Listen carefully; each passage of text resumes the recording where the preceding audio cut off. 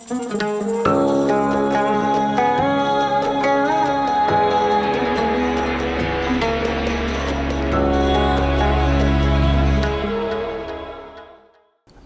נולדתי בסוריה, בעיר דמשק, בעיר הבירה, בשכונת היהודים כמובן, ונולדתי ב-1934. כן. איך קראו לאבא? אבא קראו לו נורי. אני אומר את השם המקורי. כן, כן. אנחנו אחר כך עשינו אורי, אבל אור ונור למעשה זה אותו הדבר. כן. אז מנורי עשינו אורי, כי אי אפשר לקרוא לו פה בשם שקראו בדמשק. כן. אבא קראו לו נורי. ומה הוא עסק? הוא היה סנדלר. סנדלר. ואימא? אימא שלי הייתה מרים, הייתה תופרת. מאיזה משפחה אימא הגיעה? אימא הגיעה ממשפחה יותר מכובדת, מאחת המכובדות שבדמשק. משפחת צפניה. כן. הכרת את סבא וסבתא? הם גרו לידכם? כן. כולנו גרנו באותה שכונה, ככה שאם אחד גר רחוק, אז מקסימום הלך חצי שעה ברגל בכדי להגיע לקצה, לא בדיוק לקצה השני, אבל לשם. כי בדמשק היהודים גרו בשכונה אחת. חרת אל-יהוד קראו לזה בערבית. חרה זה שכונה. שכונת היהודים. כן. אז גרתם כולם בסמיכות? סבא כן. וסבתא כולם נולדו גם בדמשק? כן. כן. תספר לי קצת על אולי הזיכרון הראשון שלך מדמשק. הראשון שלי מדמשק.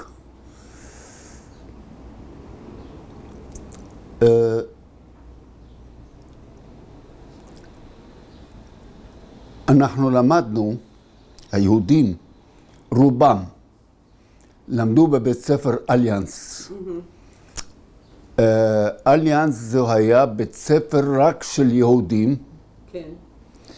היה כמובן שם לא רק חשבון וכל מיני דברים מהסוג הזה, מהדברים האלה שלומדים, גם צרפתית למדנו שם, וגם היה לנו מורה לתנ"ך. היה לנו רב שלימד אותנו במקום גם תורה. זה מה שהיה בבית הספר. בית הספר הזה, אז צרפת שלטה בלבנון וסוריה. בגלל זה קראו לזה בית ספר אליאנס. כן. ולא בשם אחר. הבית ספר היה בקצה השכונה.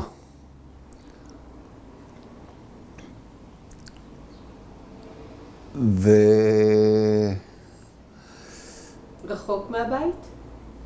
מהבית שלי לא. כן. כי אני לא גרתי בפנים השכונה, אנחנו גרנו אפשר לומר כמעט על הקצה, שהוא לא רחוק בית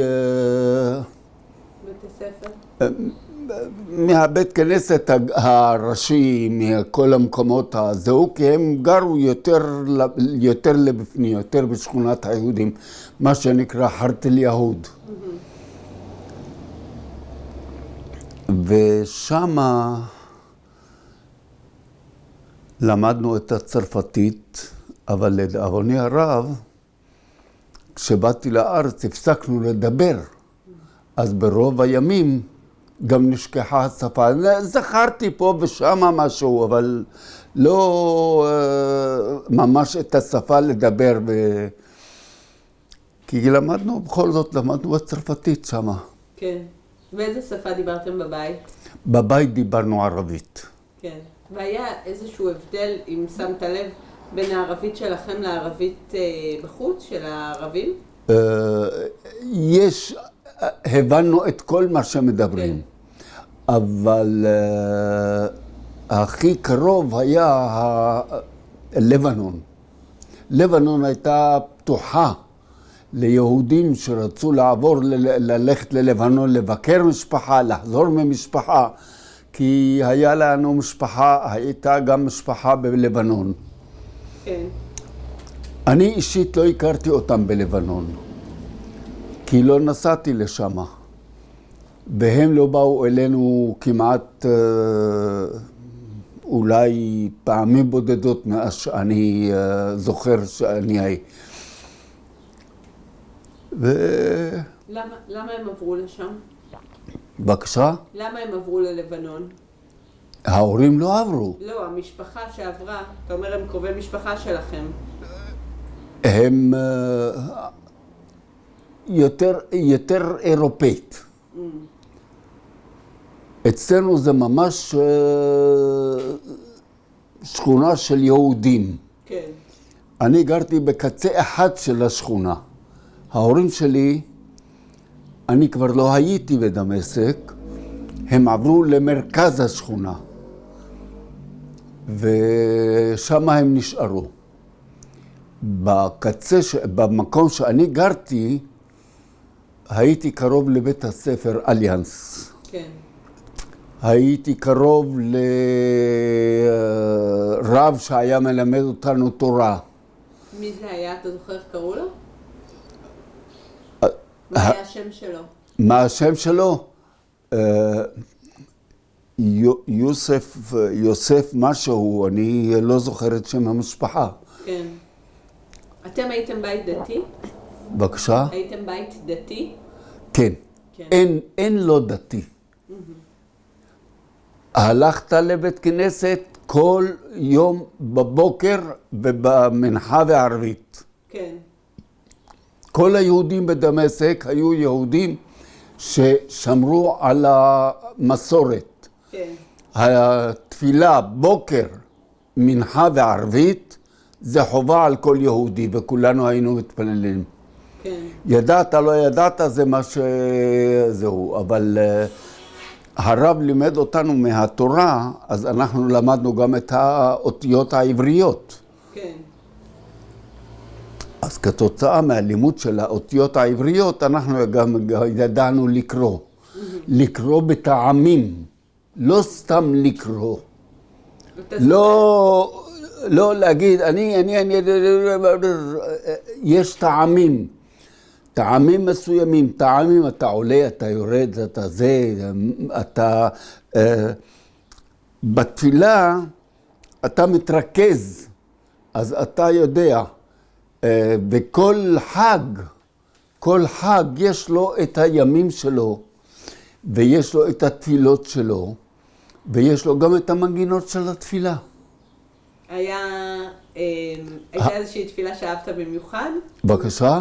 מנגינה מיוחדת של תפילה שאהבת במיוחד? במיוחד לא, אני ידעתי את כל התפילות בעל פה. אני הייתי ילד בן 10, כבר זכרתי את התפילות. היינו מתפללים יום יום. כן. ילד נשאר לו בראש. אדם מבוגר, כמוני היום, אני הייתי שוכח את מה שאני למדתי. כן. איזה חג אהבת במיוחד? בבקשה? איזה חג אהבת במיוחד?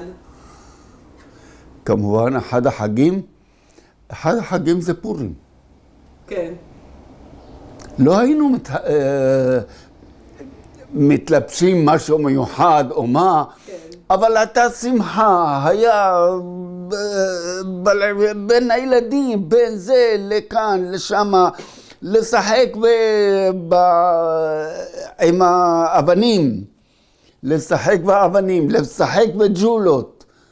הבנות עם החבל לקפיצות, לכל מיני מה שעשו.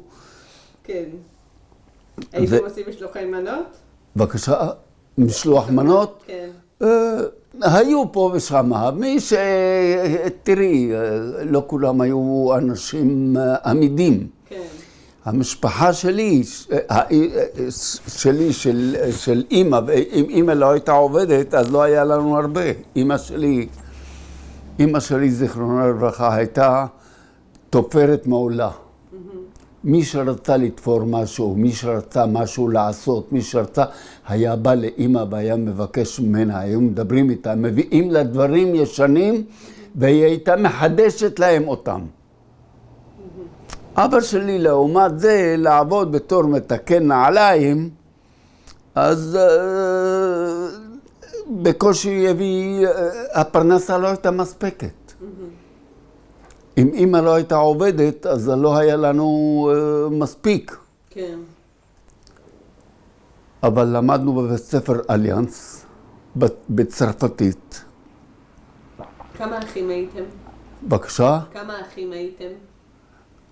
אנחנו בבית היינו, אני הגדול. אחריי באו עוד 2 בנות. הבנות גם הלכו לבית כנסת? לא. נשים יכלו, הייתה עזרת נשים בבית כנסת, לא כל בתי הכנסת, אבל הייתה עזרת נשים למעלה שיכלו להיות שמה, ובימים מסוימים, כמו בחגי תשרי, בראש השנה, בפסח או משהו, רצו לבוא לבית כנסת, או מי שרצה לבוא, יש לה מקום למעלה. כן. היה מקום, לא בכל בית כנסת, אבל היה.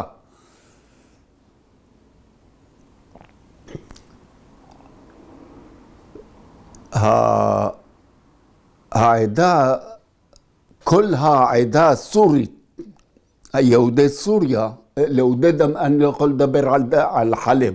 כן. חלב הייתה רחוקה מאיתנו מאוד. כן. הייתה לנו דודה, אחות של אבא, שמישהו בא מחלב, התחתן, לקח אותה לחלב, יותר לא ראינו אותה. מרוב שזה הרחוק. מאוד רחוק, לא היה, איזה מכוניות כבר היו אז. כן. למדנו כמו שאמרתי, למדנו בית ספר אליאנס. אז התחלת להגיד לי אבל שיהודי דמשק? כן, יהודי דמשק הם כולם שומרי מצוות ותורה, מצוות במלוא מובן המילה, של המילה מצוות. כי לא ראית בן אדם שהוא חורג. הבית ספר היה לא רחוק בקצה השכונה. כן. אם הייתי יוצא מהבית, מרחק של 5-7 דקות, אולי 10 דקות אם הייתי עומד 1-2 לדבר עם מישהו, אז הייתי מגיע לבית ספר 1-2. כן. אבל אלה מתוך השכונה, כי אני גרתי בקצה אחד של השכונה אחר. הם עברו אחר כך לתוך השכונה עצמה פנימה. ושם אינני יודע, אני מכיר רק שהבחור שהלכו לגור שם, אמר לאחותי, כשתבגרי, את לא מתחתנת עם אף אחד אחר, רק איתי. וככה זה היה. התחתנו פה בארץ. כן? שהוא כבר שם על העין כילדה? מה? הוא כבר כילדה, הוא רצה להתחתן. הוא כבר ראה ילדה מחונכת, ראה ילדה שהיא נשמעת לאמא, יודעת לעשות הרבה דברים בבית. אמא לא עזבה אותם, נתנה להם כל אחד תפקיד מפעם לפעם, אתה תעשה את זה, אתה תעשה את זה. כן. אבא שלי בתור מתקן נעליים לא היה בן אדם שהיה יכול לפרנס משפחה. כן. הסתמכתם גם על המשכורת של אמא, כתופל. מה שאמא הביאה, למעשה אכלנו ממה שהיא עבדה. כי היו מביאים לה הרבה דברים לעשות לתיקון, לשמלות, לכאן, לשם, כל מיני דברים, אבל ממש היו יוצאים משם עם חיוך על הפנים, איך אומרים, מאוזן לאוזן. איך נראתה שבת אצלכם בשכונה? שבת, ערב שבת, לא רק שבת, בכלל העדה כולה, זה יהודים שומרי מצוות במלוא מובן המילה. כן. היינו מתפללים בבוקר, גם ילדים. אני באתי להנה לארץ, אז ישבנו, הייתי בקיבוץ אפיקים התחלה. כן. אז המדריך אומר לנו, אומר לי, אתה יודע לקרוא את זה? אמרתי לו, כמובן שאני יודע. אז תקרא, אני רוצה לראות. קראתי בעברית שוטפת, בלי לטעות בשום דבר. מסתכל עליי, אומר לי, איך אתה יודע? כל כך טוב לקרוא עברית ואתה לא למדת לקרוא בדברים האלה. אמרתי לו, תסלח לי אדוני המורה, אבל אני יכול לענות לך רק במילה אחת. כן. מי שלמד תורה יודע לקרוא כל פרק וכל פסוק שתיתן לו. אנחנו באנו מסוריה, למדנו תורה. והתורה זה אותם האותיות מה שאתה נותן לי פה לקרוא. מה ההבדל אם אני קורא אותם, זה דבר לא דתי או כן דתי. זה אותם האותיות, אותו הדבר. אז מה עשינו בזה? כן.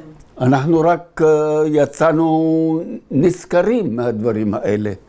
אז תספר לי על שבת בחרת אל יהוד. בחרת אל יהוד? שבת. הגיע ערב שבת. קודם כל היום האמא הייתה עובדת מכינה אוכל לשישי ושבת. אין לבשל ואין להדליק אש. לא תדליקו אש במושבותיכם בשבת. אסור להדליק אש. אז רצית שידליקו לך ותעשה, אז היה עובר ערבי, משעל נار, מדליק אש, הוא צועק בערבית, משעל נار, משעל... בוא תדליק לנו את האש. כן. אז הוא היה מדליק את האש. כן. אבל אש, שום פונים ואופן לא הדלקנו בבית, בשישי שבת. כן. מכניסת שבת עד מוצאי שבת. כן. ובשבת בערב שבת היינו הולכים לבית הכנסת, מתפללים, חוזרים הביתה, יש קידוש. אין בית שאין בו קידוש בערב שבת. כל הבתים. עושים קידוש של ערב שבת, אוכלים ארוחת ערב, גמרנו את הארוחה. אז יש את הקידוש, את ברכת המזון. אחרי ברכת המזון, אתה יכול ללכת, אבל אתה לקחת כוס מים לשתות, אתה חייב לברך שהכל נהיה בדברו. זה על השתייה. כן. על אוכל, על כל מיני דברים, אז אם יש משהו חדש, אז משהו יוצא דופן, וזה פעם ראשונה, אז הוא מברך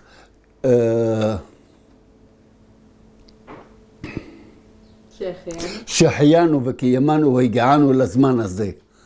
אם לקח פרי שהוא אוכל אותו בפעם הראשונה, אני מדבר רק על פרי כרגע, אבל זה כל הדברים, שזה פעם ראשונה, הוא מברך שהכל נהיה, מברך זהו, את הברכה, כן. אבל העדה כולה הייתה עדה של יהודים שומרי מצוות. היו לכם שירי שבת? בבקשה? היו לכם שירי שבת? פיוטים? לא, פיוטים מיוחדים לא, אבל מתוך זהו היינו שרים. התפילה הייתה שיר. כן. התפילה עצמה... לא, אבל בסעודות? בסעודות, אז זה ברכת המזון, ואחרי שאתה גמרת לאכול, אתה בירכת המוציא לחם מן הארץ, לקחת לחם. לקחת פרי שאתה אוכל אותו בפעם הראשונה, אז אתה מברך שחיינו וקיימנו והגענו לזמן הזה. כן. ואם אתה גמרת לאכול, אז יש ברכת המזון. מה הייתם עושים בשבת בבוקר? שבת בבוקר, קודם כל בית כנסת. דבר ראשון, קמים בבוקר, כמובן, רחצים פנים, הכל, מסדרים, מתלבשים, הכל. עושים ברכה שקמים בבוקר, ואחר כך הולכים... איזו ברכה? מה? איזו ברכה? ברכת השחר. מודה אני. מה? מודה אני. מודה אני לפניך המלך חי וקיים, שהחזרת בי נשמתי בחמלה רבה אמונתך. כן. זה עוד לפני בית כנסת, כשקמים. זה לפני בית כנסת. זה אתה קמת, רחצת פנים, אתה מברך את האל שהוא העיר אותך ואתה קמת על הרגליים. הולכים לבית כנסת. אז כמובן, בבית כנסת ישנם כל אחד לפי היכולות שלו, אז האחראי, שמש או משהו כזה, קראו לו שם, אני כבר לא זוכר 100% בדיוק להגיד, שמש זה הבן אדם שניקה ועשה את כל הדברים האלה. אבל היה בן אדם שהיה עומד על הטבע, והיה אומר עליית ראשון, עליית שני, עליית שלישי, מי שנותן את ההצעה הכי גדולה, הוא מקבל את הזהו. מי זה היה? הגבאי? הגבאי. כן. ומה, וצריך לקנות את העלייה? כן, הוא קונה עלייה. כן. איך בית הכנסת יתקיים? כן. מהדברים האלה. כן. אז היינו מתפללים, ואחרי התפילה חוזרים הביתה, עושים ברכה, יושבים לאכול ארוחת צהריים. מה הייתם אוכלים בשבת בצהריים? מה היינו אוכלים? היו עושים, רוב האימהות, רוב הנשים, היו עושים תפוח אדמה עם בשר, עם עצמות, עם, מה אני אגיד לך, מה שאפשר היה להוסיף. כל משפחה הוסיפו דברים מסוימים שזה לחך טעים בטוב. משהו שגם יכול להחזיק מעמד מיום שישי על גחלים? על מה הייתם שמים את האוכל כדי שישמר חם? היה לנו מודה. כן. זה קראו לזה בערבית מודה. זה מחמר כן. שהיו שמים בפנים גחלים. מדליקים עוד גחלים ביום שישי. ואם נחבא או משהו ברחוב, תמיד היו עובר מישהו שצועק ערבי, שצועק מדליק אש בערבית, משעל נר. כן. היה נעצר, קוראים לו, היה מדליק את האש, עושה לנו את מה שצריך, וקבל את הכסף שלו והולך. כן. אבל אוכל בשרי היה ביום שבת בבוקר. כן. ובצהריים. הייתם עושים גם סעודה שלישית בשבת אחרי צהריים? בין מנחה לערבית. הייתה עוד סעודה? בשבת. הייתה סעודה, כן. איפה? בבית כנסת או בבית? לא, בבית. בבית. הסעודות בבית. בבית כנסת לא עשו. בבית כנסת, אם מישהו יש לו שמחה גדולה, יש לו, ויש לו אפשרות, כי לא כולנו היה לנו אפשרות. בבית שלי לא הייתה אפשרות. כן. ואני אומר, אני אכלתי מהידיים של אמא שלי. כן. לא מהידיים שלה. אני מתכוון, אם אני אומר מהידיים שלה שעשו את העבודה ועשו את הכל.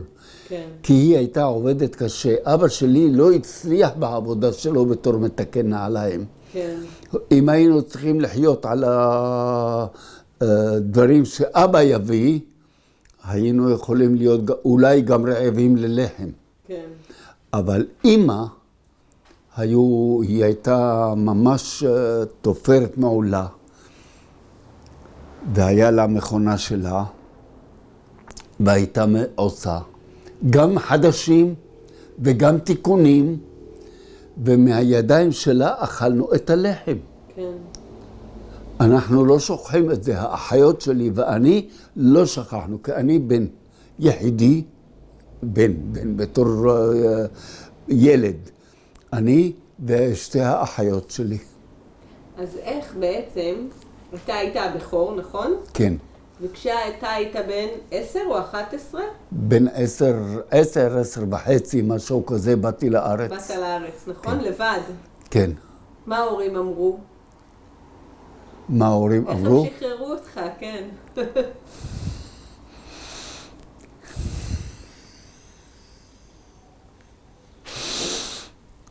אני יושב, זה היה יום שבת. אני רואה את אמא שלי מוציאה בד גדול, לבן, ממש גדולה, חתיכה גדולה מאוד. מוציאה את הבגדים שלי, ושמה אותם, מסדרת אותם אחד על השני. אני מתפלא. אני יושב בשקט, אני לא יכול להגיד כלום. אנחנו היינו מתביישים להעיר, ולא מעזים גם להגיד דברים לא נעימים אולי. אולי אמא לא תקבל את זה בצורה יפה. שזה גם כל הילדים היו מאוד מאוד שומרים על כבוד ההורים. אני אמרתי לה, אמא, סליחה, למה את מורידה את הבגדים שלי מלמעלה ושמה אותם פה למטה? למה? מה קרה? את לא רוצה אותי בבית? אני אלך אצל הדוד, אח שלה. אתה לא הולך לשום מקום בלי שאני אגיד לך. ומה שאני עושה את הכל לטובתך. אבל למה את שמה את הבגדים פה באמצע? שבשקט תקבל תשובה לכל מה שאתה רוצה. סתמתי את הפה, אני לא יכול להגיד לה כלום. אסור, אנחנו פחדנו, לא פחדנו ממכות. התביישנו לשאול שאלות, התביישנו להגיד משהו שאולי האבא פתאום יתרגז שאני אגיד איזה מילה וייתן לי איזה סתירה וזה, ואחר כך יהיה בלגן בבית. אז היא אומרת לי, זה לא עניין שאתה צריך לדעת. שבשקט אני אתן לך את הדברים שאתה צריך אותם, אתה תיקח אותם ואתה תלך. לאן אני אלך? לאן שצריך.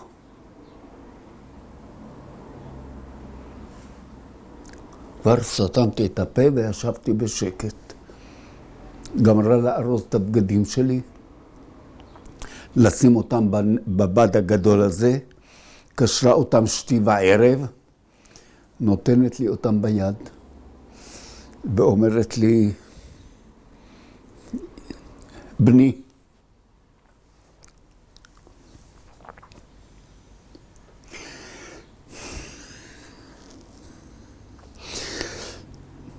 אתה לוקח את זה, אתה יוצא לרחוב, אתה פונה ימינה, ואתה יורד עד למטה. אל תלך בצד ימין, תלך בצד שמאל. צד ימין ישנה משטרה. יש שם תחנת משטרה גדולה. תלך בצד שמאל, צד שמאל יש צד אחד, ישנה הקצה של השכונה, והצד השני, היה כל מלא חולות. ותרד עד למטה, כבר יש מי שיכוון אותך לאן אתה תגיע. אמרתי לה, בסדר. לקחתי את החבילה ויצאתי החוצה. והלכתי לצד שמאל שהיא אמרה לי. ירדתי עד למטה, בנקודות החשוכות מאוד. ראיתי, בנקודה אחת ראיתי בחור אחד עומד, למטה עוד אחד, למטה בפינה למטה עוד אחד, וכל אחד עושה לי, עד שהגעתי לאחרון. האחרון אמר לי, תלך בצד ימין של הדרך. ועד שתגיע קרוב לבית העלמין, תראה ילדים יושבים, תשב על ידם. אמרתי לו, בסדר. הלכתי לצד ימין של הכביש, והלכתי איתם לכיוון בית העלמין, שם היה בית העלמין של היהודים. אני מגיע, כל איזה 40 מטר, 50 מטר, ראיתי מישהו עומד בצל באיזה מקום, והוא עושה לי ביד להמשיך. המשכתי עד שהגעתי לילדים שיושבים.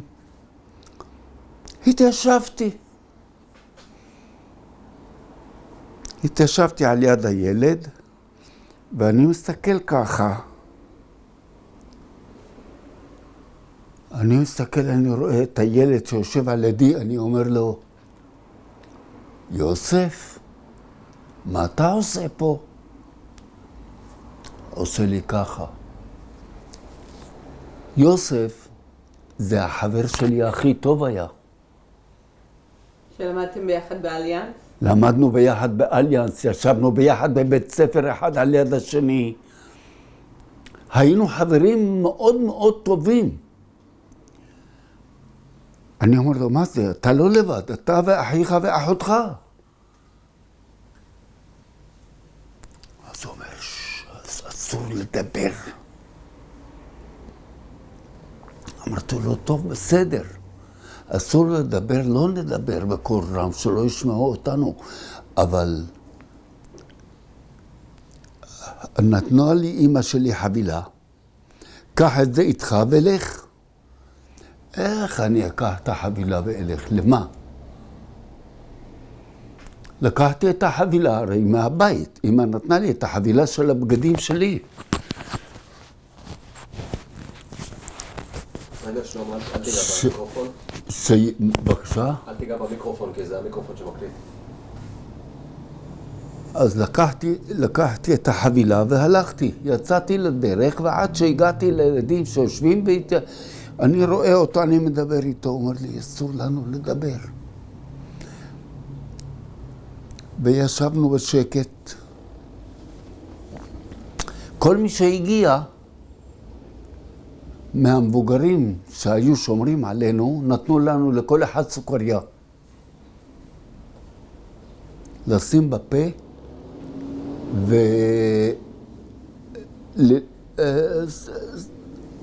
להתעסק עם זה.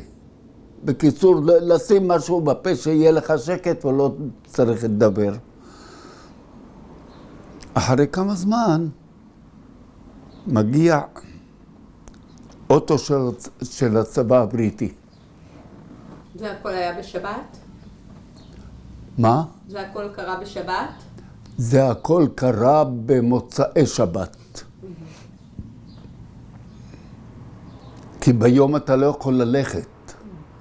אם הייתי הולך מהבית שגרנו, אחר כך הם עברו לתוך השכונה ממש, מאיפה שגרנו, אם הייתי יוצא לרחוב הראשי ופונה ימינה, ופונה עוד פעם ימינה, הולך לבית ספר אליאנס.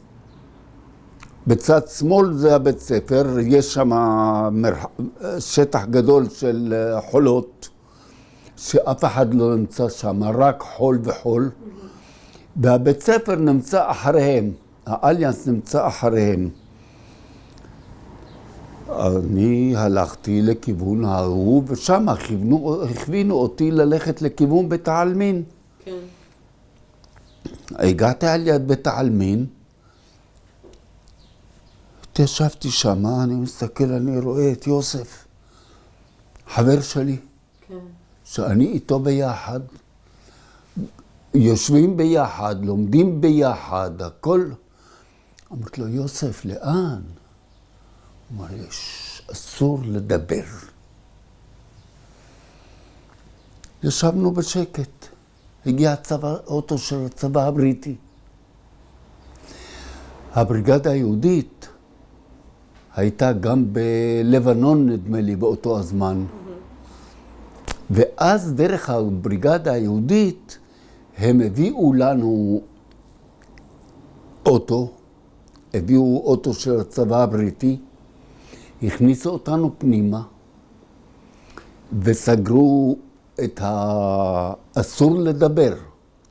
לכל אחד סוכריה בפה בכדי לא לדבר. הורידו את הברזנט למטה, קשרו אותו ולא לדבר, וישב איתנו אחד ששמר עלינו שלא לדבר. ולאט לאט לקח אותנו והביא אותנו עד החרמון. באיזה שלב ידעת לאן אתה נוסע? בבקשה, לא יודע. לא יודע לאן אני הולך. הגענו לחרמון, הורידו אותנו בחרמון, האוטו הלך, המבוגרים שבאו איתנו, אלה היו בחורים שלנו, בחורים דמסקאים, שבני 20, 19, 22, את יודעת, בגילים האלה אולי 25 זה היה הכי מבוגר נדמה לי ביניהם. כן. אבל בין ה-20 ל-25 אלה האנשים ששמרו עלינו. הביאו אותנו לחרמון, העלו אותנו דרך החרמון למעלה. בדרך מי שרצה לשתות מים, אז היו כל מיני מקומות שהיה גבי מים. ישבנו, מי שרצה לשתות מים נעצרו, שתו, נמשיך הלאה. כל הלילה הלכנו ברגל. עברנו את החרמון, עברנו את הכל. ב-6 בבוקר, אני זוכר,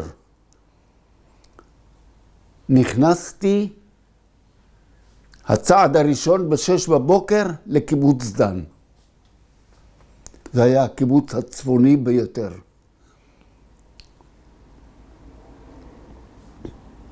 לקחו אותנו והושיבו אותנו במתבן. את יודעת מה זה מתבן? הביאו אותנו למתבן, ששם החבילות, ריכזו את החבילות של הקש ושל החציר, אחת על השנייה לגובה גדול, וסגרו את זה לצד אחד, והשאירו לנו פתח שאנחנו נכנסנו פנימה והתיישבנו שמה. למה? למה? כי אם האנגלים יבואו לעשות ביקורת, והעמיה איתנו אחד שלא נתן לנו לדבר. ישבנו שמה וסגרו את המקום עם חבילות עד למעלה, ולא נתנו לנו לצאת לשום מקום. רק לשבת בפנים. ישבנו בפנים.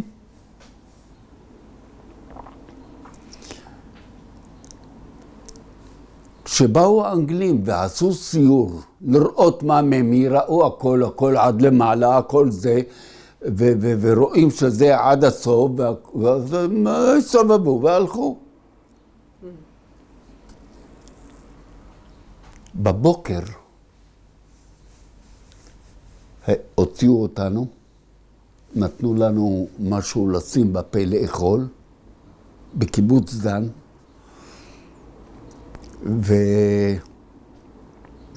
והעלו אותנו על אוטובוס על משאית יותר נכון, של ילדים, שיש בה ילדים גם, והם היו צריכים להביא אותנו לנקודה מסוימת.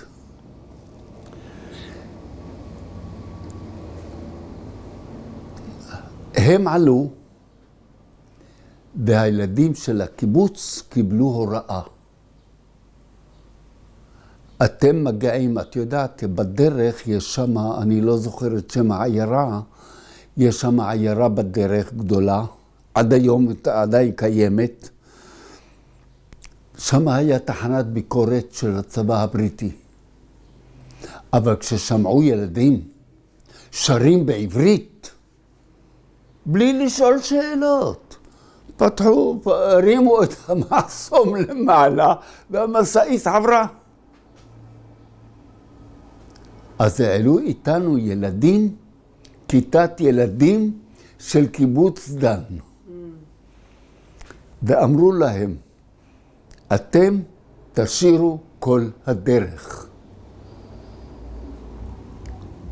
עד שתגיעו למקום ששם הילדים ירדו ואתם תחזרו חזרה. זה בדרך לכיוון טבריה. אז הביאו אותנו למעלה שמה. הורידו אותנו, שמה כבר חיכה לנו אוטו. העלו אותנו על המשאית. ועלה איתנו עוד פעם אותו בן אדם ששמר עלינו, והוא הסתובב, והילדים חוזרים בחזרה,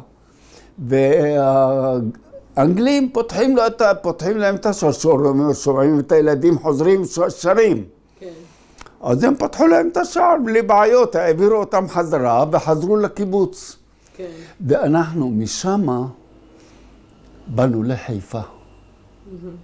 משם הגענו לחיפה. בשער עלייה. במשער עלייה כבר חיכו כל מיני, לפי גילאים, קודם כל לקחו אותנו, הם פיזרו אותנו לפי גילאים. גיל מסוים במקום מסוים, אתם תחכו פה ואתם תחכו פה ואתם תחכו פה. ולפי הגיל, פחות או יותר, הם פיזרו אותנו לקיבוצים. אני לא ידעתי לאן אני הולך. לקחתי, אמרו לי, תעלה על זה. עליתי על המשאית, והביאו אותנו לקיבוץ אפיקים. בעצם לא נפרדת מאבא ואמא. לא נפרדתי.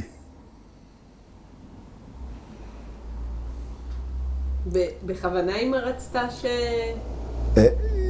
תשמעי, הילדים בדמשק, הבחורים בדמשק, ראו שאין סוף לדברים האלה.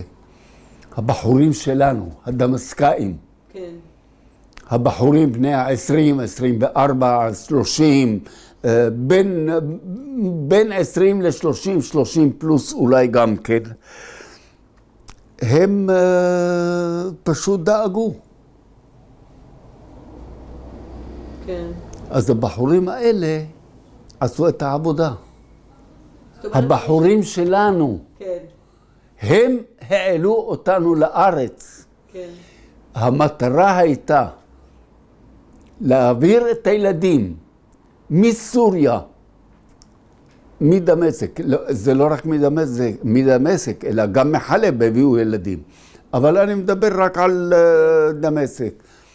מדמשק הביאו אותנו בכוונה, בכדי שההורים יעזבו את המקום ויבואו להנה. בעקבותכם. שיבואו בעקבות הילדים להנה. כן. לא ידעת מתי תפגוש את הילדים, לא ידעת מתי תראה את הילדים שלך, הילדים לא ידעו מתי יפגשו את ההורים. אנחנו לא ידענו לאן אנחנו הולכים בכלל. וכל אלה זה הבחורים הבוגרים של דמשק, הדמשקאים. כן. שהם עשו את כל הפעולה הזאת. הציעו אותנו משמה והביאו אותנו להנה. ואז לפי גילאים, לפי דברים, אני נפלתי לקיבוץ אפיקים. לא נפלתי. היה לי טוב שם. אבל היו גם בכל מיני מקומות אחרים, היה גם בגבת, היו בכל מיני קיבוצים נוספים. עד שההורים התחילו להגיע. התגעגעו לילדים. כמובן. באו. ההורים של... העלייה שלכם יש לה שם, נכון? עליית ה-1000. למה?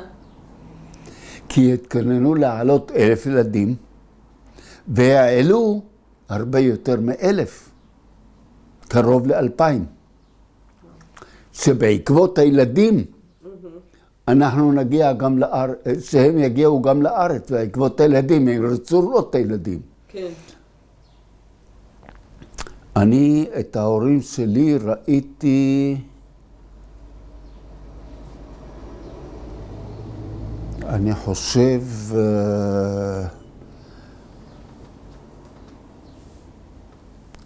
אף על פי שהייתה לה, לאמא הייתה לה אחות, לאמא שלי הייתה לה אחות בקריית חרושת. את יודעת איפה זה קריית חרושת?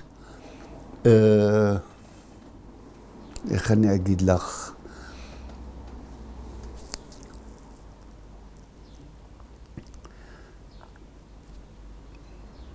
יוצאים מחיפה ונוסעים לכיוון, אני שכחתי את השם של העיר הזאת למעלה. ונוסעים, ובדרך עוברים את הכביש שעובר ימינה לכיוון ואדי ערה. אז הם עולים איתו למעלה, הם לא עולים עם הכביש של ואדי ערה, יש כביש שעולה למעלה לזהו, אני שכחתי איך קוראים לפינה הזאת. משם, אז הם... קריית טבעון, זה האזור? טבעון, טבעון. כן. אז הם כיוונו אותם לטבעון. ההורים שלי שהגיעו... מתי הם הגיעו? הם הגיעו, אני לא הייתי איתם מ-45 עד 52.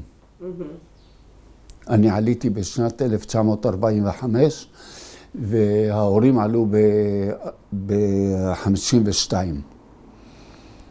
ואני מקבל, הייתי אז כבר חבר בקיבוץ תל קציר. את יודעת איפה זה? כן. הייתי ממייסדי המקום. למעשה המקום הזה, תל קציר, הוא שתי קבוצות של, איך קוראים לה?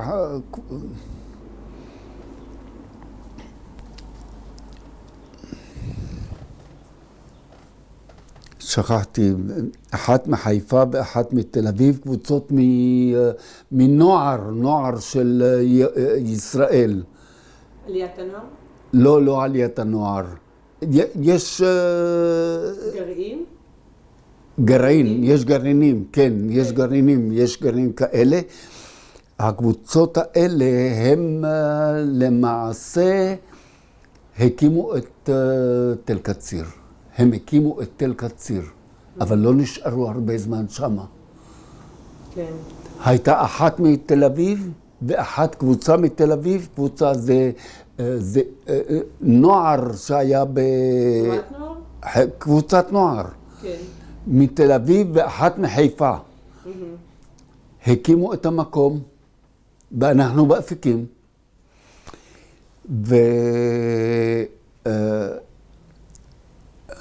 לא נשארו. המקום הלך והתפרק. ואם היית פעם בסביבה ההיא, היית פעם בתל קציר למעלה? לא, רק על הכביש. אם היית בתל קציר, היית רואה שהצד המזרחי, אתה גובל עם סורים.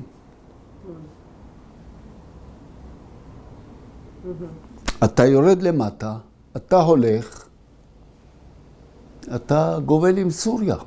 כן. ומצד שלנו אתה חופשי, אתה בישראל.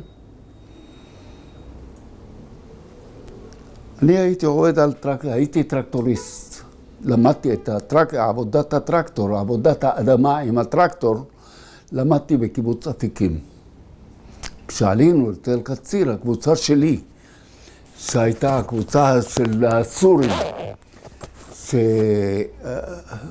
תל קציר, קבוצת הצופים מחיפה ומתל אביב, לא החזיקו מעמד שם. הלכו. נשארו בודדים. פחדו שזה לא יעבור חזרה, שלא יהיה איזה דברים. אנחנו רצינו להקים יישוב בגליל העליון, על גבול לבנון, ליהדות דמשק. לא נתנו לנו. למה? תל קציר נשאר כמעט בלי אף אחד. לא נשארו אנשים. בתל קציר, מי שיושב שם למעלה, עמק הירדן נמצא בידיים שלו ככה. אז תארי לך מה היה קורה לעמק הירדן אם הסורים היו יושבים למעלה. כן. אז הלכתם להקים מחדש את תל קציר בעצם. הלכנו והתיישבנו בתל קציר. הקבוצה שלי התיישבה בתל קציר. כן. התיישבנו בתל קציר. אני הייתי הטרקטוריסט, והייתי יורד לעבוד עם הטרקטור, והיה לנו מעבר לתל, לגבול סוריה, היה לנו אדמה, לכביש שמחבר את צמח עם הירמוך, שיוצא מבין ההרים, בין הרי הגולן להרי הבשן, כן. יש שם דרך, הירמוך עובר שם במקום הזה, והיה צריך לעבד את האדמות. אי אפשר להשאיר אדמה לא מעובדת. אם לא תעבד את האדמה לא יהיה לך כלום. אז אני הייתי הטרקטוריסט הזה, שהייתי מעבד את האדמה. באיזה שלב הגעת לשם? באיזה גיל? או שנה?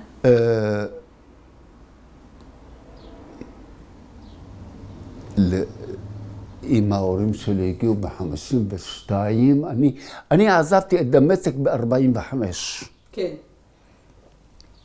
ואז עברת לאפיקים. כן, ב-40... איך זה לגור בלי הורים? אתה מתרגל. מתרגל.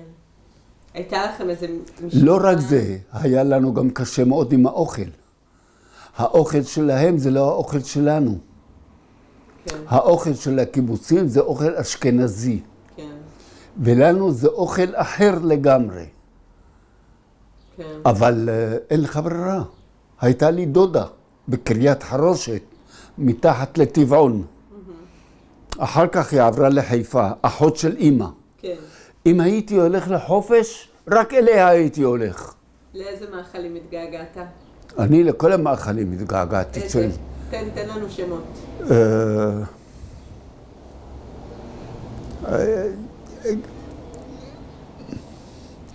לממולאים של עלי גפן, לממולאים של הקישואים, לממולאים של חצילים קטנים, לתפוח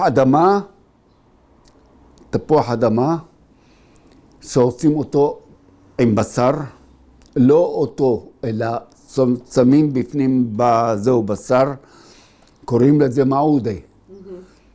וזה היינו אוכלים, ועוד כל מיני קציצות כאלה וקציצות אחרות, קציצות גבינה. מה יכולת לקחת לשדה? כן. בשר אתה לא יכול לקחת לשדה, הוא יעלה ריח משהו, לא תרצה לאכול.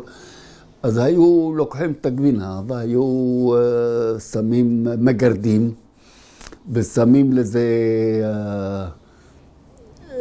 זהו ביצים ושמים דברים והכל, והיו עושים איזה מין חביתיות כאלה, והיית שם על הפרוסה ויש לך מה לאכול ואתה אוהב את זה ואתה נהנה מזה. כן. זה כל מיני חביתיות כאלה מכל מיני דברים מסביב לביצים ולדברים. ואז מה קיבלתם בקיבוץ? כאילו מה? בקיבוץ הביאו לנו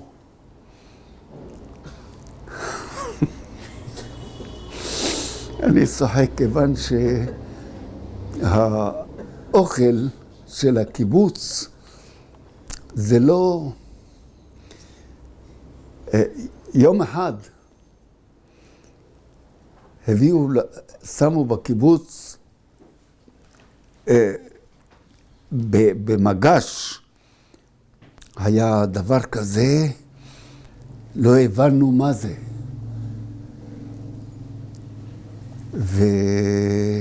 אבל הוא דומה, מאוד מאוד דומה למאכל שעושים בדמשק. אז קפץ אחד החברים, האכלן הגדול, וצועק, יא אולד, בלוזה. בלוזה הוא קרא לזה, זה דומה, באמת 100%. וראיתי אותו הולך רץ, לוקח חתיכה, חותך חתיכה ככה, לוקח אותה, שם בפה, איך שהוא שם אותה בפה, הלך והקיא את הנשמה שלו. זה היה רגל קרושה. והוא הקיא את הנשמה שלו שם במקום. צחקנו, אמרנו לו, זה סופו של זללן, שתדע. ידעתם לא לרוץ לשום מגש. אני לא רץ לשום דבר. אני הרבה דברים לא אכלתי בקיבוץ. הרבה דברים אני לא יכולתי לשים אותם בפה, זה לא הטעם שלנו. כן. זה רק דוגמה הבולטת ביותר מבין הדברים שלא יכולנו לאכול. אבל להגיד שלא, באפיקים התנהגו אלינו מאוד יפה, מאוד טוב. באמת, הייתה לנו קבוצה נהדרת. המדריך שלכם גם היה מדמשק? לא. המדריך שלנו היה מהקיבוץ. אבל היו שם דמשקאים. היו. באפיקים היו דמשקאים. אז נגיד הייתה לכם משפחה מאמצת לשבת או משהו? היה לנו משפחה מאמצת לערבים, לזה שלא תסובב, שלא זה. אז הם שלחו אותנו לזהו, אותי שלחו למניה ואלכסנדר אפרת. אני לא אשכח את השם שלהם. אליהם בראש שלי כל הזמן, איזה זוג יוצא מהכלל, הילדים, הכל, הזה, זה באמת. חילקו אותנו, מי שלא מצא חן בעיניו, מקסימום החליפו לו. כן. היו גם דמשקאים באפיקים. כן. היו כמה, היה, איך קוראים לו? מנחם לוזיה, אם את מכירה את השם הזה. זה אחת מהמשפחות המכובדות בדמשק. כן. היו עוד, היה עג'מי, היה עג'ם, זה, איך קוראים לזה? נו. איפה אלה שאנחנו לא אוהבים אותם, שנמצאים שם?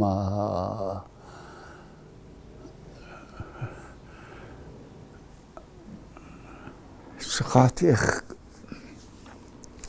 טוב, לא חשוב. אז... ואז ההורים פתאום מגיעים ב-1952, פגשו בחור, הם שלחו ילד. ההורים שלי, אני מקבל מכתב, אני מקבל מברק. לתל קציר. לא מברק, לא לתל קציר. לתל קציר. ב-1952. 52. מ-45 עד 52. אנחנו עלינו לתל קציר יותר מאוחר קצת. אני קיבלתי את זה, נדמה לי, לאפיקים. בן משפחה שלנו, בן דוד של אבא שלי. כן. שלח לי מכתב וכתב לי, לשלמה, אביך ואחותך בשער העלייה חיפה. אבי ואחותי ושער העלייה חיפה, זה בן דוד של אבא. אז ביקשתי רשות. אני לא יכול לצאת מהמקום בלי לבקש רשות ולנסוע. אמרתי, אבא שלי הגיע לחיפה. אני לא ראיתי אותו כבר משנת 45, אני באתי לארץ. זה 7 שנים, 8 שנים, אני רוצה לראות אותם. כן. כתבו לי, הנה כתוב פה לשלמה, מכיוון שאני השלמה היחידי שהיינו, בשם שלמה, אני היחידי הייתי בתל קציר שלמה. אז אמרו לי, אתה קיבלת את זה, כך. אביך ואחותך בשער העלייה חיפה, ביקשתי רשות מהאחראים שמה, בתל קציר, כי כולנו היינו אותו הדבר, אבל יש מישהו שיש לו אחריות דברים מסוימת. בקיבוץ זה לא, אתה לא חי ואתה עושה מה שאתה רוצה. יש כל אחד, יש לו את העבודה שלו, יש לו את התורנויות שלו, יש לו את הדברים שלו. אז אני נסעתי לחיפה, לשער העלייה. אני בא להיכנס, אסור להיכנס. יא חביבי, ההורים שלי הגיעו עכשיו, האבא שלי ואחותי הגיעו עכשיו. אני רוצה לראות אותם. אני 7 שנים, 8 שנים לא ראיתי אותם. אני לא אתן לך להיכנס. למה לא תיתן לי להיכנס? אמרתי לו, אמר לי, אסור לי לתת לך. אמרתי לו, בסדר, אוקיי, אתה צודק. אבל אני חי בקיבוץ אפיקים. אני עכשיו חוזר לשם. אני לפי הפרצוף שלך, אני אגיד לך גם מי זה אחיך. מנחם לוזיה זה אחיך. אני חוזר לשם, אני מספר לו מה שאתה עושה, לא נותן לי לעבור. בשביל לעבור, לראות אותם כמה דקות, אתה לא נותן לי לעבור? אתה מכיר את אחי מנחם? אמרתי לו, בטח שאני מכיר, וגם את אשתו שושנה ואת הילדים שלו. וגם את השמות של הילדים, אם אתה רוצה, אני אגיד לך. אז הוא אומר לי, בסדר, תעבור, תלך. אז אני הלכתי. אני בא לשם, אני רואה... אבא שלי, אני לא יודע אם הוא הכיר אותי. אני רק ראיתי אותו, ידעתי שזה אבא שלי. אפילו שלא ראיתי אותו כמה שנים. אז אני הלכתי, חיבקתי אותו, נתתי לו נשיקה.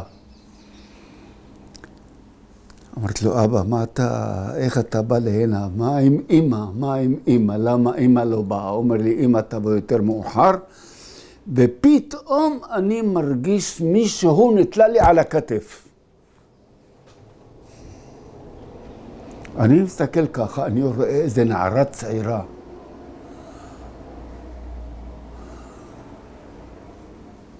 עושה לו ככה, מי זו? הוא אומר לי, זאת אחותך אסתר.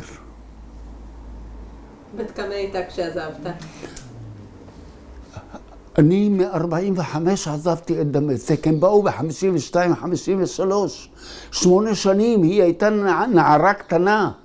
פתאום צמחה, אז איך אפשר לא להכיר? איך אפשר להכיר? כן. אז אני הסתובבתי, תפסתי אותה, חיבקתי אותה, נתתי לה נשיקה. והתחלנו, שנינו התחלנו לבכות. הפסדנו אחד את השני, שנים.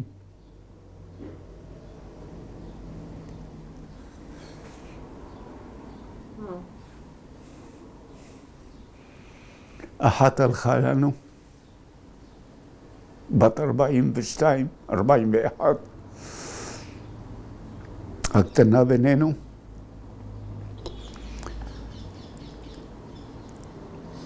זאת הייתה לאה.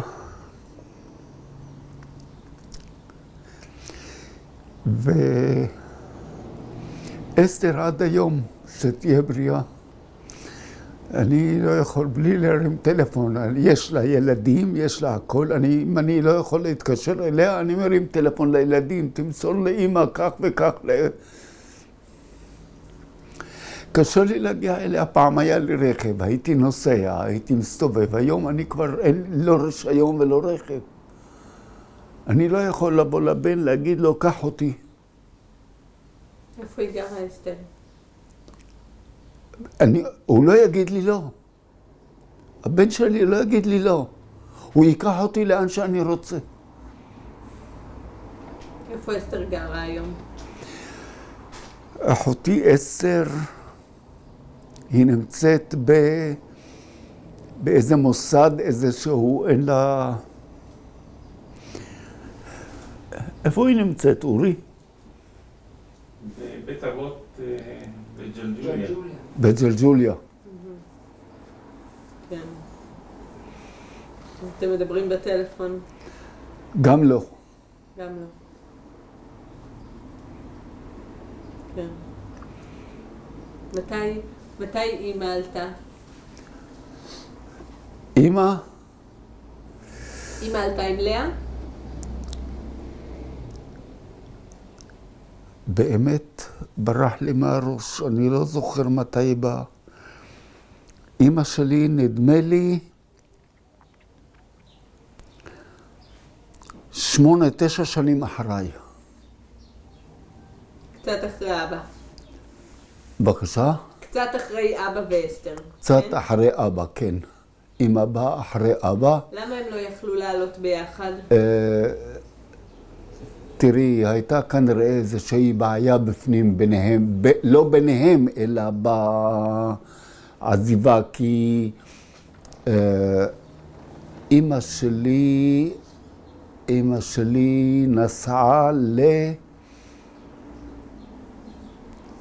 נסעה מדמשק לביירות. הייתה לה שם בת דודה. והיא הייתה אצלה זמן מה, לא רב, אולי שבוע, שבועיים, אולי. משמה הייתה הברחה לכיוון ישראל. אז היא עלתה על אחת הקבוצות שהבריחו אותם, והגיעה איך קוראים למקום הזה? בין סוריה בינינו, בין ישראל לבין זהו לבין ביירות? בין ביירות, זה לבנון, לישראל, איך קוראים למקום הזה? שכחתי. ראש הנקרא? ראש הנקרא. הגיעה לראש הנקרא. כן. הביאו אותה באונייה, בסירה לראש הנקרא את אמא, ואמא שמה בראש הנקרא חיכו, היו אנשים שהיו מביאים, הביאו אותה לחיפה. ומחיפה אני אחר כך ירדתי מהקיבוץ, שמעתי שאמא גם הגיעה, אני ירדתי לשם לפגוש אותה. בעצם גם לא דיברתם כל הזמן הזה, נכון? לא, איך יכולנו לדבר? לצלצל לסוריה? הייתי מכניס אותה לבית סוהר. כן. אז כל השנים האלה גם לא דיברתם בעצם? לא דיברנו. היא באה, והיא הייתה צריכה לסדר אותם. לסדר להם מקומות, זהו. איפה המקום הכי טוב לסדר אנשים כאלה? איפה? איפה שהאנשים מהעדה שלהם נמצאים. אז הלכתי וחיפשתי בשכונת התקווה, ששם הרבה מאוד דמסקאים גרים בשכונת התקווה בתל אביב. ומצאתי להם דירה. והסתדרתי איכשהו עם כספים, כי לא היה לי במיוחד, אבל אני עזבתי את הקיבוץ, התחלתי לעבוד, על טרקטור התחלתי לעבוד דרך יכין חקל, זה חברה הצטדרותית. כן. אז התחלתי לעבוד, אז התחלתי גם להרוויח. אז הייתי מספק, מביא כסף. מביא להם מה שצריך, מביא מה שצריך. הייתי משאיר לעצמי כסף בכדי לנסוע באוטובוסים ודברים האלה. המינימליים שאני צריך אותם, חובה שיהיו לי בכיס, את זה השארתי. כן. והגיעו, שכרתי דירה בשכונת התקווה, איפה שישנם הרבה דמסקאים, וכולם מכירים את אמא שלי מדמשק, עוד שהיא הייתה תופרת מעולה. אז כל מי שרצה משהו לעשות, אז היו מביאים לה. במה היא תתפור? בעיה. כן. אז דאגתי למכונת תפירה. הלכתי, דיברתי עם בן אדם, לקחנו מכונה, הבאתי לה הביתה, בתשלומים, לא בתשלומים, אני שילמתי את הדברים האלה ונתתי לה אפשרות לפרנס את עצמם ושיהיה להם כל מה שהם רוצים. בדמשק שמעו מרים, התופרת הגיעה, העבודה התחילה לרוץ לביתה. כי כולם בדמשק הביאו לה המון תפירה. אז ממש עזרת להם להסתדר פה. הם הסתדרו, בית, עבודה. ואני אחר כך עזבתי את הקיבוץ, תל קציר, כי אני ביקשתי מהם. אמרתי, תשמעו, אני בבעיה. אני צריך עזרה כספית להורים. אנחנו לא יכולים לתת. אמרתי, תשמעו, אני לא כופה עליכם שום דבר. אני רק אומר לכם, יום-יומיים. אני הטרקטוריסט היחידי פה שמטפל באדמות, עושה את כל הדברים האלה. אל תשכחו את זה. אין מי שיעבוד על הטרקטור. כן. אני פה עד מחרתיים. אם תחליטו לא לתת לי, אני אומר שלום, ובכדי להמחיש לכם את הדבר, תראו את השק הזה, שק. שמתי בפנים את הדברים שלי כולם. אם לא תתנו לי, אני לוקח את השק ואני הולך, ואני כבר אסתדר איכשהו. אלוהים גדול, אני לא דואג. יש לי מקצוע, יש לי דברים, אני לא הסכימו לתת לי בשום פנים ואופן. עזבתי אותם, הלכתי. באתי לתל אביב. שכרתי מקום להורים בשכונת התקווה, שיהיה להם עם מי לדבר. כי בשכונת התקווה גרו הרבה מאוד דמשקאים גם כן. כן. הם מכירים. סידרתי להם את המקום, סידרתי את הדברים, ואני עובד ביכין חקל. יכין חקל, אני טרקטוריסט עם מקצוע לא קטן. אז הייתי נוסע לעבודה שלי, אם זה בדרום, ואם זה יותר צפונה, אם זה לאן שיש אדמה לעבוד, לעבד, לעשות, וזה הכל הייתי הולך. לא, אין דבר כזה שלא. וסידרתי את ההורים, וסידרתי את עצמי, וברוך השם אני חי פה בדירה שלי. שלמה, יש איזה מנהג דמשקאי שאתה אוהב או חשוב לך לשמר? את האהבה בין אחד לשני. כן. כי החברים שלנו, שלי, אנחנו גדלנו ביחד. אנחנו מכירים מדמשק. אנחנו היינו באפיקים בקבוצה ביחד. כמו משפחה. כלומר, זה לא... אם אני הולך, אתה רואה מישהו, הנה גר פה חבר שלי שגר, לא רחוק ממני, פה הוא גר נדמה לי במספר, אני ב-14, הוא אני חושב 40, נדמה לי. לא רק זה, אני הייתי עובד על טרקטור והכל, ויום אחד, זהו. אז בא לי החבר הזה, שגדלנו ביחד, שמע מסיבות שונות ומשונות מפטרים אנשים, ואני מפוטר בעבודה. אז הוא אומר לי, אתה לא הולך לשום מקום אחר, אתה בא רק אליי. אתה תעבוד אצלי. אמרתי לו, אני לא מכיר את העבודה שלך. הוא אומר לי, אני מכיר אותך. אתה תתפוס את העבודה 1-2. היה להם בתל אביב, ברחוב סלמה, בין עלייה לבין, מעל עלייה קצת, לכיוון השכונה. קצת שמה הוא משהו עם קרשים, עם דברים, עם זה, אבל באתי אליו. נתן לי את העבודה, ראיתי את העבודה, ראיתי את הכל, התחלתי לעבוד, התחילה רץ העבודה. זה בין חברים. שלמה, לסיום, אני רוצה שתיתן לנו מסר שחשוב לך להעביר לדורות הבאים.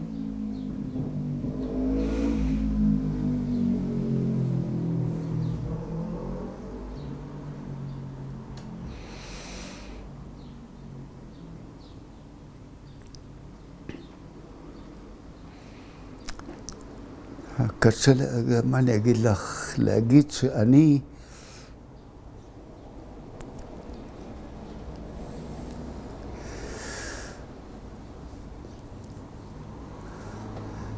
המסר הוא צריך להיות שבן אדם צריך לסמוך על חברים אמינים, שאם חלילה קרה משהו, יש לו למי לפנות. אין כמו חבר. אין כמו חבר. אם החבר שלי אומר לי, אתה לא הולך לשום מקום, גדלנו יחד, אתה לא הולך לשום מקום, אתה בא אליי לעבודה ואתה תעבוד, אמרתי לו, אני לא מכיר את העבודה. אומר לי, אני מכיר את הכישרונות שלך, אני יודע מה אתה יודע לעשות, אני יודע שאתה תוך 2-3 ימים אתה נכנסת עמוק בתוך העניינים. באמת נכנסתי ועבדתי אצלו עד 24 שנים עבדתי אצלו. אני זוכר שאז פיטרו אותנו מתעשייה אווירית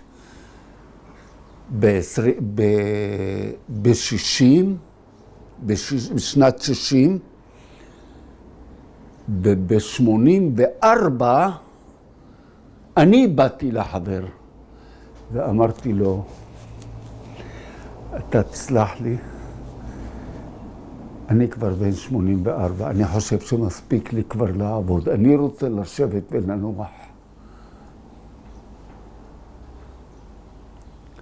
84 שנים לעבוד, אני מגיל 10 עובד, מגיל 10. כי בקיבוץ, עזבנו את סוריה בגיל הזה. אז נתנו לנו מיד ישר עבודה פה, לפני הצהריים, אחר כך אחרי הצהריים, זה לא קל.